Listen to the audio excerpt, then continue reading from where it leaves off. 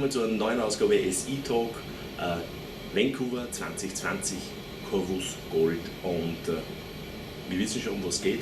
Es geht auch um US-Gold, nordamerikanisches Gold. Ich bin im Rahmen der Cambridge Show da, bin aber jetzt bei denen im Office, weil es einfach doch viel ruhiger ist und viel angenehmer ist. Aber erste positive Nachricht ist, auf der Messe tut sich relativ viel. Das heißt, scheinbar Interesse kommt zurück in den Markt. Und was will man mehr, als wie wenn man mit einer mehr oder more advanced, wie es so schön heißt, Stories zu tun hat, als wie mit den ganzen Exploration Companies. Yeah. Thank you for your time. And it's really early in the morning, but it's a busy day, and it looks like also on the conference that the interest is coming back. Yes, yeah, the conference is really doing well this year. Yeah, and this is also a kind of feeling what we have in Germany when you look at the German reaction of some news and so on. You see that interest in resource coming back, especially in gold, but also in copper, a little bit zinc, nickel. So the interest in general in resources coming back. And now a personal question before we start and going a little bit deeper into your company is, what is your personal feeling? Do you have the same feeling that in Canada is also that the sentiment going better? The people looking more on resource stock, or is still cannabis the number one? I think cannabis is off the table now, and it's sort of crashed from the Canadian perspective. I think what we're seeing right now is a lot like what we saw in 2007, 2008, where the commodity prices are taking off. The junior prices are still lagging. The main producer prices have gone up with commodity prices.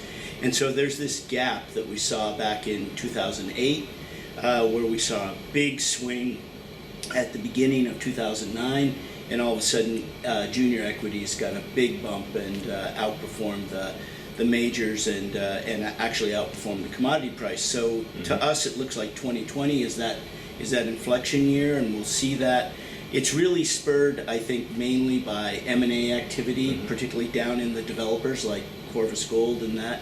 And I think we'll see quite a bit of M&A activity in 2020. So that should be the real kickoff to another, let's hope, very good bull market in gold. We need it. It was a long time ago when we have the last bull market. So it was. Right. It's time. It's time. But coming to the project itself, sure. I think I do an interview with Ryan in the summertime or May. I was here in May or in September. So it was maybe May or in September. So what's happened since this time? What you're doing? How the advantages look at now, or the development looks now? Yeah, well, a couple key things have happened. We've continued on with the exploration, and that's been very productive. Our new deposit called Motherlode, which sits to the southeast of where the main deposit at North Bullfrog is, has really turned out to be a great new discovery. We're drilling deeper holes in it. The system looks like it could grow well beyond 2 million ounces. So that is very exciting, and that's regular news that's coming out to the market, and it could identify a major new deposit in Nevada, which is getting the attention of a lot of different producers at this point in time. What's happened in our district is Anglo Gold, who actually owns 19.9% of us, has acquired large land positions in this district. So has Coeur Mining, which is a big silver company in the U.S. They've acquired large land positions around Corvus's land position. And recently, Kenross Gold has picked up large land packages as well. So it's getting to be a very popular place from an exploration standpoint, and there's probably more discoveries coming. Anglo Gold has said, announced that they have some new discovery on their property as well. So it's an exciting time from the exploration standpoint. What Corvus has also done is looked at how we can take the biggest advantage of what we have. And so we're reconfiguring our mine design, and we have an early stage starter project that looks like it could be developed for under $100 million, which is quite cheap for building a mine. we're in an extremely good jurisdiction where we could get a project up and running in about 3 years. Permitting's well advanced for this project. And that project could produce, at gold prices in $1,300, $1,400, 300 to 400 million after tax at a 5% discount NPV. So that's a very attractive project where you can produce 4 times what your initial capital is a very attractive project. And it's small, oxide, heap leach project, something Corvus can do, and it can produce 150,000 ounces a year. So this has gotten a lot of attention on Corvus lately. So that means your plan is now to bring this into production by yourself. Then the most exploration company or development company is looking that build the project big enough that some major coming and take it over. Right, and we have that perspective on Corvus as well, and that's why we have Anglo Gold in the stock at 19.9. But when we look at this asset, it looks like we could add more value. Now we have to make the assessment, and that'll happen this summer when we get this technical study that we're doing right now done on this early stage project. But we will make a decision at that point what is in the best interest of the shareholders, because at the end of the day, the thing that matters most to us is what is the share price. We need the share price to move up. That's what our shareholders want. So we need to bring value to the table for that perspective. And it may very well be the best value we get is for Corvus to start the project. So we'll see. We'll be evaluating it. And also it is, or only my thinking is, when some majors see that you will start with a smaller one, you bring a little bit more pressure on it, that maybe they say, before they do the small thing and I'm looking for the big fish, I take it over. That's true. So it is a way of actually sort of precipitating that aspect of the business. Okay, so I'm not totally wrong with No, you're not. Okay, good. That's fine. I can live with that. You know, and the other thing that's really intriguing for us, and I'm a geologist, so I get really caught up in ore deposits and discovery of ore deposits. So it's our new mother lode thing looks like it's really going to be something different and could be very big.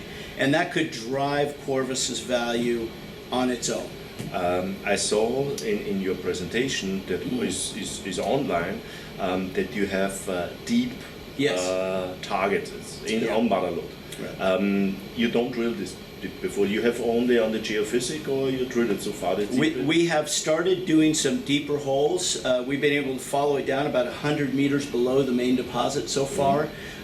We've sort of reached the depth capacity of our reverse circulation drill rig. So now we've put in what we call pre-collars, where we drill a hole down to about 350 meters, case it, and then bring a core rig in so we can go deeper and test it at depth. We're doing that right now. The very first one of those drill holes is going to come out probably third week of February. That'll be very important. If those things come back good, there is a real opportunity here for this deposit to grow well beyond the 2 million ounces it sits at now, and be something that's pretty spectacular. And that's a perfect timing also for PDAC. Yeah. It's actually, the news will come out right before the BMO conference, which is a big conference for us in Florida, and Corvus is fortunate. We have lots of cash in the company. We have about 22 million. So Corvus is well financed for the next 24 plus months. Wow. So that's, for us as an investor, I must say I hate dilution. Yeah. And when you have 2 years, then for the next 18 months we don't see any activities on the financing side. Right, and remember, Corvus is unique in the fact that we've never issued a warrant, so there is no warrant overhang on the Corvus stock. There isn't some baked-in dilution that's going to come. And Corvus management owns about 6.5% of the company that we bought out of the market, so we feel just like you do. We don't like dilution either. Well, coming back to this deeper targets, how deep do you think is this? Well, we've initially hit it, we've extended the deposit down to about 100 meters below the current resource. We are looking to be able to test it at another 150, maybe even 200 meters. There's what looks like from the geophysics an intrusive body down there that has a large alteration halo that would be very prospective for us, so that's what we need to test. And the grades we've gotten from the deeper mineralization have had nice thick zones of 5 grams plus, so that's good enough to go underground on. Is it in this area normally, like other areas, when you go deeper, that the grade is going up? The grade is going up in this area. It doesn't always work that way, but in this particular case, that's what we're seeing. So hopefully that continues. To summarize a little bit is, first is you have your starter project where you can go really quickly into production, nice production, 150,000 ounces a year is a great production, and you can do this under 100 million. Under 100 million with cash costs at 700 or less. Wow, that's really great. Second is, but the new interesting thing is Mother Lode, your new project is close to our one, is in the south from your previous project, and but you find a very good extension in the depth with a high target, and you will test this, and we will see these results, the first results in the 3rd week of February. Yes. If everything running fine, we know exactly the labs have some delays and so on. Yeah, I think it'll all happen. And this can be a major breakthrough. Yes, this would be open up a whole new exploration area for us, and all of a sudden we're talking about, instead of a deposit of a couple million ounces, we're talking about something that would be more analogous to northern Nevada, where these deposits are typically in the 5+ million ounce range. That's really what we're shooting for here. That's what Mother Lode has to offer. And our adjoining landowner, Coeur Mining, we're working in sort of an exploration alliance with them, and we're looking for more of these on our land to the east and west, and their land to the east and west. And so we're doing some joint geophysical surveys and so forth that will help us do that. And this is really shaping up to be a really important new area in Nevada. And it's going to get the attention of the biggest mining companies out there, I'm sure. And you said previous, a lot of companies coming in and stake ground. Yes, we have 3 major companies involved there, Ken Ross, Anglo Gold, and Coeur, as well as Corvus being right in the middle of all of it. So we're in a good spot. And what's also very important is you don't need cash. Nope. You're well financed. And for the next 2 years you're good and you don't need financing. That's correct, and we can be as aggressive as we want with the drilling, and we're prepared to do that. If we get a good indication of the deeper mineralization, we'll be back at it and advancing that quickly. Thank you for the update. I think it was really a great one. Ja, also das war jetzt extrem spannend, finde ich. Also ich glaube, dass extrem gut performt hat jetzt von der Ding, weil das klingt sensationell. Also das ist für mich jetzt ein klassisches Übernahmetarget, muss ich ehrlicherweise sagen. Erstens mal, Sie haben rundherum große, die jetzt reingekommen sind. Das zweite ist, Sie haben mit einem neuen Projekt, das gleich neben einem alten Projekt liegt, Mother Lode, extrem gute Potenzial in der Tiefe herausgestellt, neben die 2 Millionen, die Sie schon haben, 2 Millionen Unzen. Das Potenzial noch in der Tiefe ist extrem gut. Das wird jetzt dann ein Bohrloch tief gebohrt. Die Ergebnisse sollten in der 3. Februarwoche rauskommen, und das könnte der ganze Blick auf Corvus ändern. Das könnte wirklich ein absoluter Gamechanger werden, und das bringt natürlich dann den Fokus extrem auf die Company. Dritte Sache ist, Sie haben über 20 Millionen Cash. Dazu brauchen Sie jetzt keine Finanzierung die nächsten 24 Monate. Sie können explorieren, wie Sie wollen. Sie haben also genug Geld, das Ganze zu machen. Was aber meines Erachtens der Trigger ist, Sie haben ein Starterprojekt bei Ihrem alten Projekt, wo Sie quasi innerhalb der nächsten 3 Jahre in Produktion gehen können. Das ist eine Heap Leach Operation mit gut 150.000 Unzen Jahresproduktion mit Cashkosten rund um die $700. Bei dem aktuellen Goldpreis ist das ein super Geschäft, und er hat ja selber schon vorher gesagt, dass er hat einen NPV von über 300 bis 400 Millionen bei 5% Abdiskontierungsfaktor. Und das ist allerdings für mich wiederum der Trigger. Die Großen, wenn die Company übernommen werden, die wollen nicht, dass so ein kleines Projekt irgendwie gemacht wird, weil das wollen sie alles in einem großen Projekt quasi, in diese Multimillionen-Umsen-Projekte umsetzen. Da stört einer das kleine Projekt nur.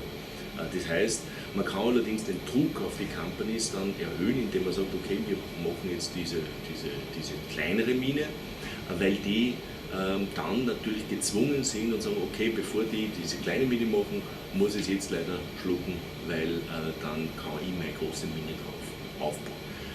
Das heißt für mich, das Timing, das Zeitfenster für eine Übernahme ist relativ offen und wird allerdings auch sich relativ schnell schließen, und deswegen könnte man durchaus vorstellen, dass die Companies in 12 Monaten vielleicht gar nicht mehr da ist. Ja. Das war es von Corvus Gold Vancouver 2020 Jänner. Tschüss und Baba. Thank you. Thank you very much.